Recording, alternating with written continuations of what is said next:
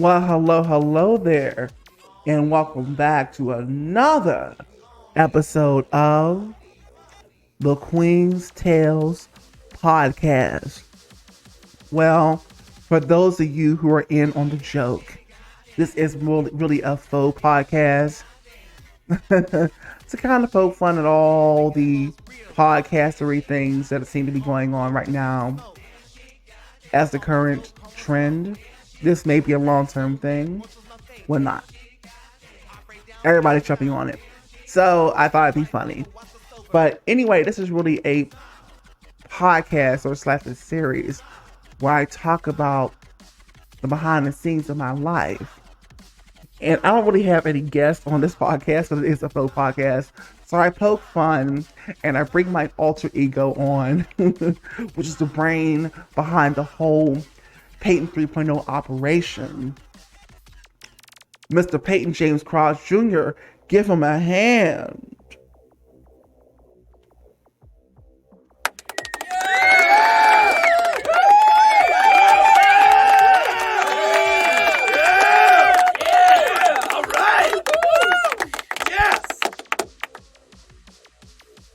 Yes, thank you again for having me, Mr. Peyton 3.0. No problem. So what story do you have to tell us today? Well, this is about more of my adventures of my daily life here in Las Vegas, Nevada. Actually, fun fact, the Strip that everybody knows, at least most Americans and some people international, the Strip in Vegas is not actually even Las Vegas, actually. It is a city called Paradise, okay? And it's separate from Vegas. Own zip code. It has its own way of being taxed by the state. So it's its own place. It's called Paradise. And that's the good side of Paradise. We'll talk about the ugly side of Paradise, which is actually hell, in another episode. But today I'm here to talk about another story from the new resort that just opened up, the Fontainebleau, which I switched to, got a job at, and work in the fitness center. Now, this particular job promised that it would be really about community. They promised we should be helping each other out, blah, blah, blah, all of that. And somehow, even though I knew better, I thought, hey, it's actually going to be different here. And as we finally get into things and we're starting to get the ball rolling and we're getting guests and customers to come in, you can tell who is playing the culture game and who's not, because there's been plenty of people I walk by who didn't say anything, or I would say hello, but they wouldn't say hello back, and they would just sit there and stare. And then you would have the people who would be about the hello, how are you, a helping hand, and just being polite. And so it just let me know that I pick up game and I observe and I take mental notes. That everybody is not going to be playing the game. This is still the beginning. Not sure how they're going to be handling employee relations and things. And I haven't said anything except to my team. My fitness team, we good, we cool. You know, those are my work peeps. We get along great. We have each other's back. It's some of the rest of the resort you have to watch out for, right? Like I said, you're trying to be positive. You say hello, good morning. It's the kind of place it's supposed to be, but some people are not participating, you know? And it's like, okay. Okay, when I see you next time I know not to say nothing. Well, Peyton, that is unfortunately the way it goes. I know. I'm just like, it's the same kind of everywhere you go. And so I was talking to my coworker about it on my team, my fitness team, for the gym and the wellness center. And she was telling me her stories and her experience, and she was just like, yeah, she said we kind of agreed. We kind of agreed.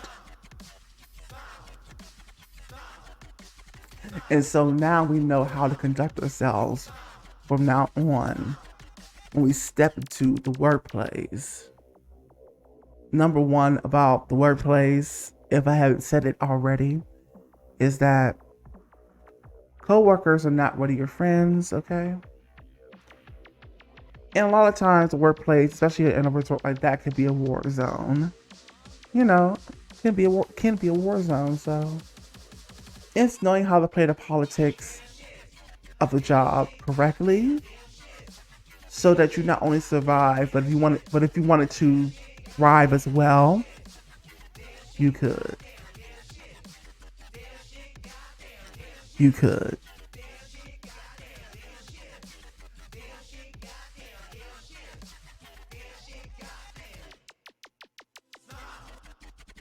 You could. Anyway, so I was sitting at, I went, I'm sorry, I'm losing my train of thought. I went down to the lunch. Oh, I forgot to tell you guys. If you have not worked at a resort or a place that gives you an hour lunch for free, I mean, they pay you for the lunch, but they have a whole cafeteria with chefs and cooks that cook for the whole entire resort. So I go down to, we call it Nemo's, and they call us members. Because every little workplace has its own little names for its employees, whether it's team members. Some get creative like co-stars, things like that. So I go, I sign in, had my badge. I went to go get my lunch. I went to go sit down, but I realized that I forgot something when I put my tray on the table, because these lunchrooms can get pretty full at certain times, and I'm trying to mark my spot. So I just put my tray down and went back to go get ice in my coffee, because I can't drink hot coffee. No, cannot drink hot coffee. You know what, Peyton? Me neither.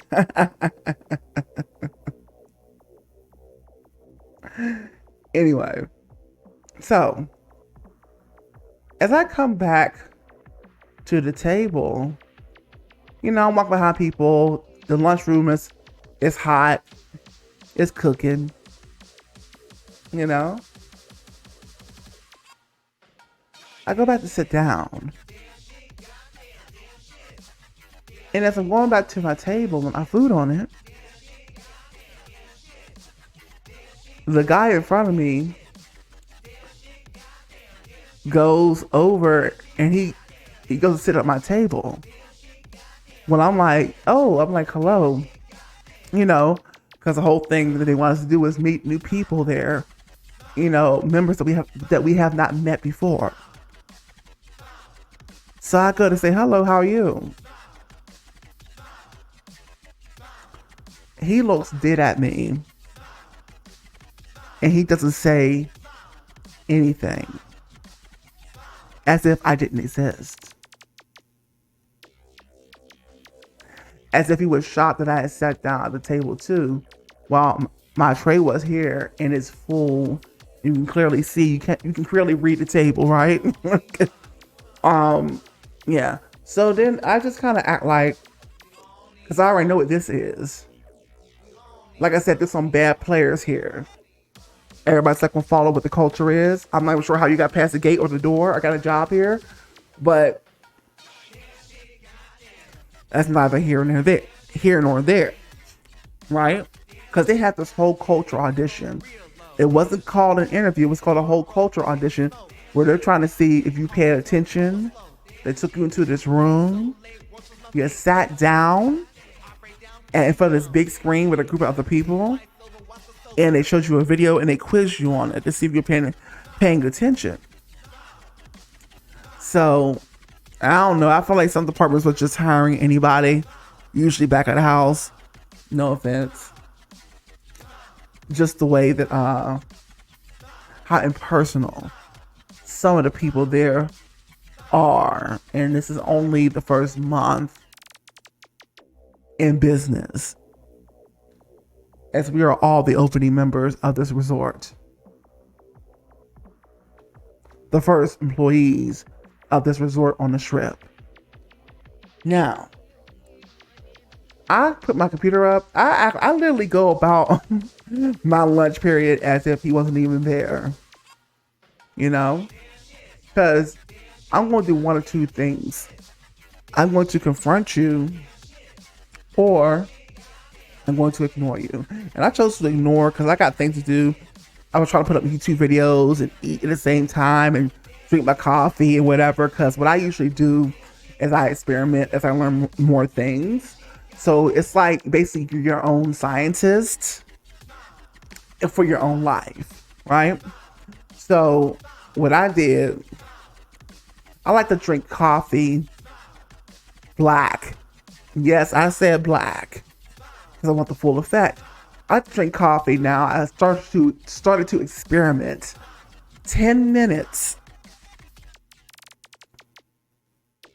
And wait, after I drink the coffee and I wait 10 minutes. Okay? Before I eat my food.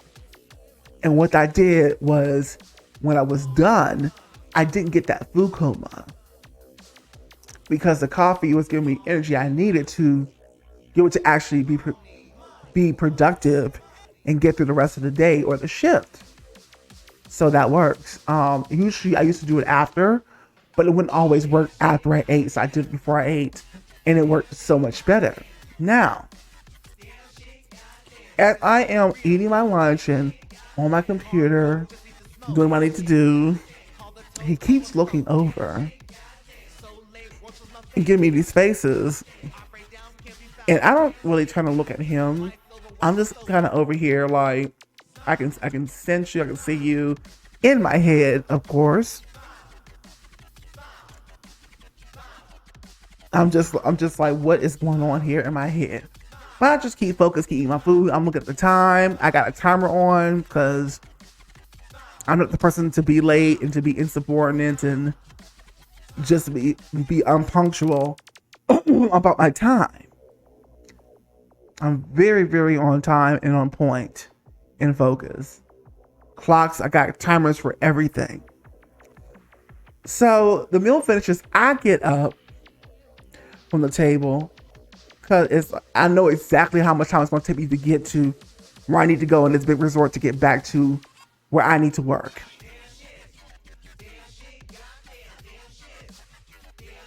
And then as I get up, he then gets up too, right?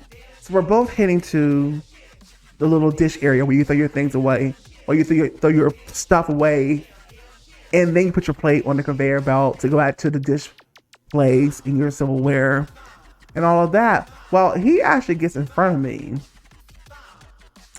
and he starts throwing. He's taking a very long time. And so I literally go, that's like the conveyor belt's long. So I literally just go to the other side of him and I do my stuff. Then he kind of looks over at me. I can sense, I don't look at him, but I can see him from my side view.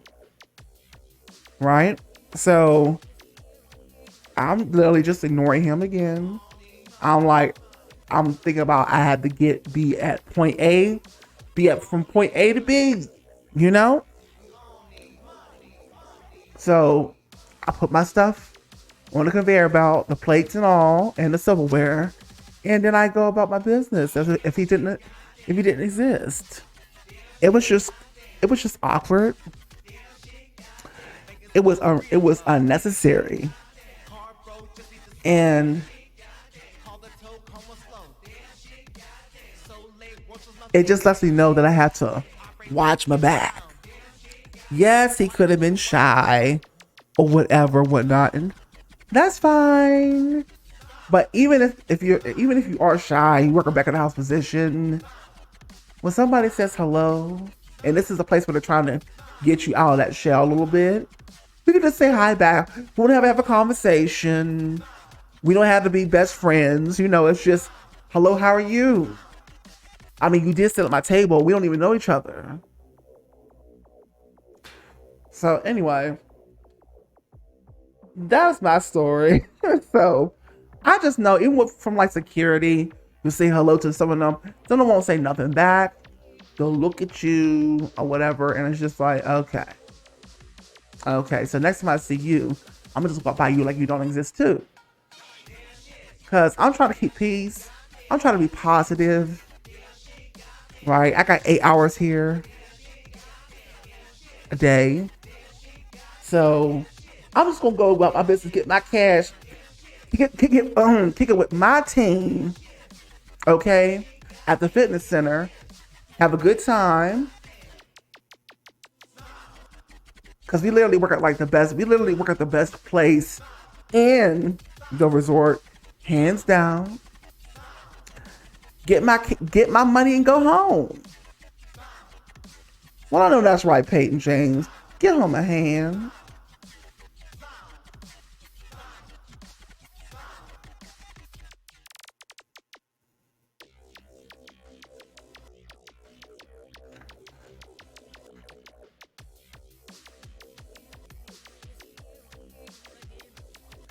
Give him a hand. I'm sorry, folks. Give him a hand.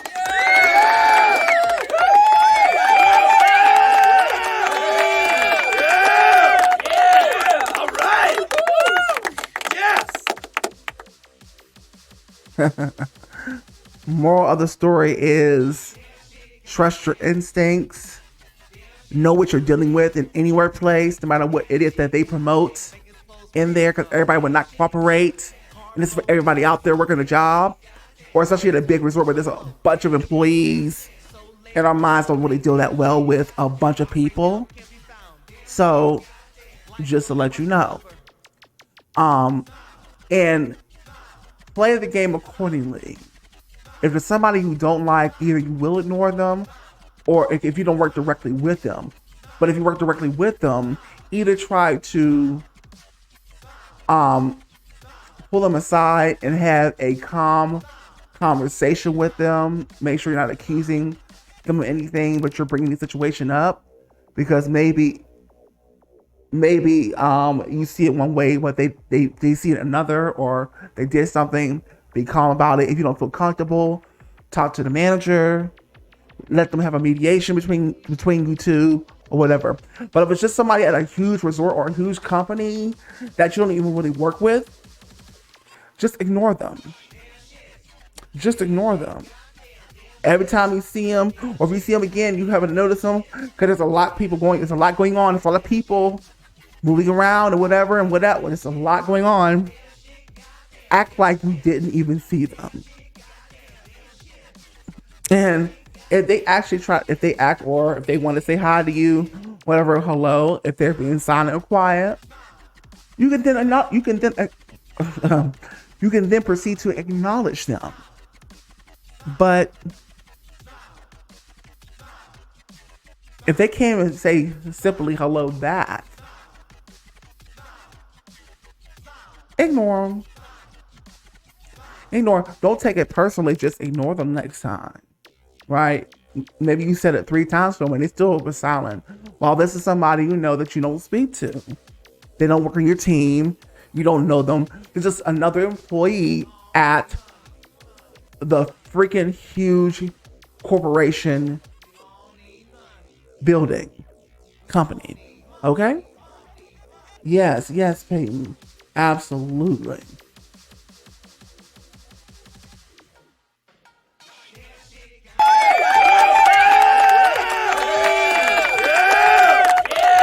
All right.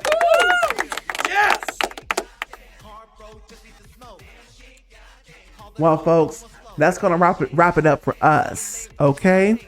This has been Peyton 3.0, the EDM vocal sorcerer, king, the queen, the sultan of the Milky Way galaxy, and EDM. Make sure you go ahead and follow these social medias. But as I always say before, for the people who are always here, give me a moment. I need a drink of this water.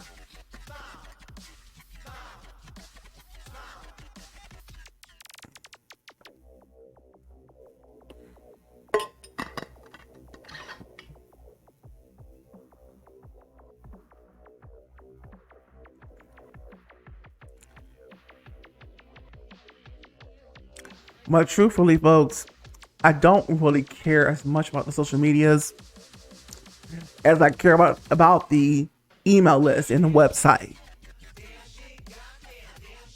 Okay, so get 3 free. I'm still trying to recover from this cold, so just give me a little bit of a moment. Woo, yeah. Anyway, get 3 free unreleased EDM bangers. And that's for those who are into electronic dance music. For the rest of you, thank you so much for coming in for this episode of The Queen's Tales. Okay? Have a great rest of your day. For my dance music enthusiasts, electronic dance music ravers, get on the email list. Website is peyton30.com.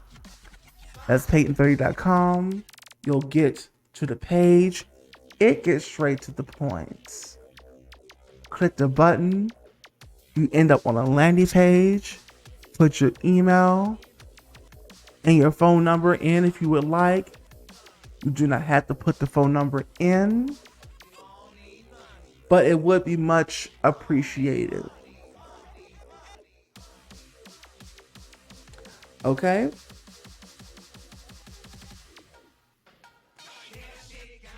And then you can communicate with me, and I can communicate with you. It's a two-way street. Unlike social media, none of us have control over it, and it's basically dead. The golden age of social media is over. Why, thank you so much, and I'll see you on the next episode of The Queen's Tales.